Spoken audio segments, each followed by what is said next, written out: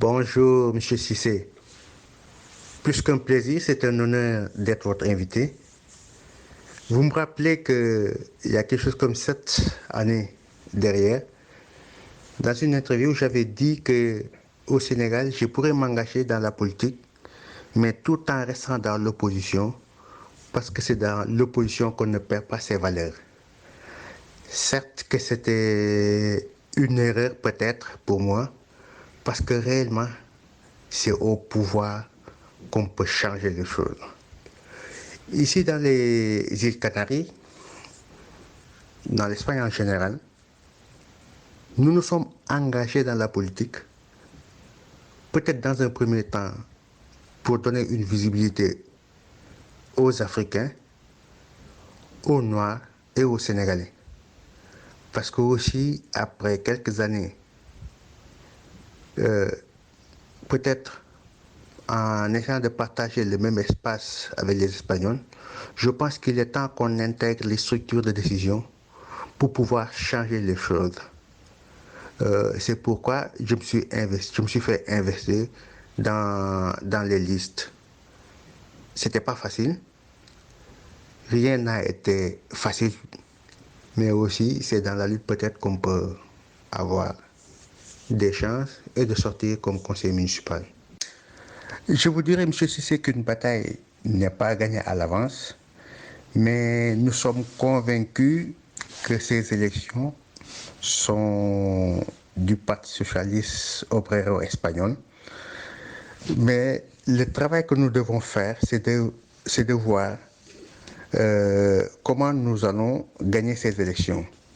Parce que ce n'est pas du tout facile s'il s'agit d'élections locales, parce qu'aussi, il faut essayer de mobiliser les électeurs, faire un peu de travail de proximité, aller les voir chez eux, les expliquer le programme.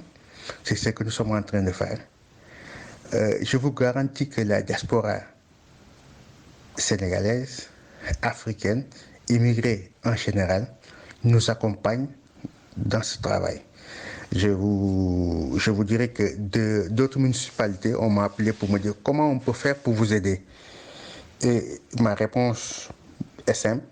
Directement, vous ne pouvez pas voter pour moi parce que nous ne sommes pas de la même municipalité, mais en votant le parti, aussi, d'une autre manière, vous contribuez à l'émergence du Parti socialiste obrero espagnol. Le seul fait d'avoir un noir dans l'équipe municipale est un symbolisme. Cela peut montrer à nos jeunes, nos enfants, que les portes ne sont pas fermées. Il faut continuer à chercher sa place dans la société. Oui, aussi, cela pourra faire sorte que nos idées puissent être appliquées parce que tout simplement, nous sommes immigrés, fils d'immigrés et aussi parents de jeunes qui vivent ici. Donc, plus que nous pouvons gérer le vécu et le quotidien des immigrés, des Africains et des Sénégalais particulièrement.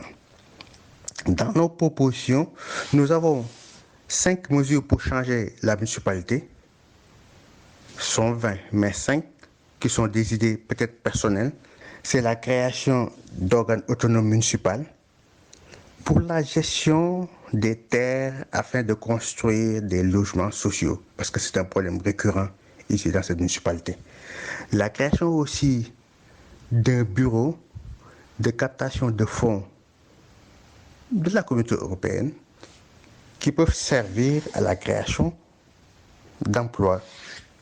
Aussi, permettre à cette municipalité d'effectuer des échanges, d'étroits échanges avec l'Afrique aussi, parce que nous ne voulons pas continuer à vivre ou à travailler de dos à l'Afrique, parce que aussi nous sommes à 2h30 de vol pour aller au Sénégal.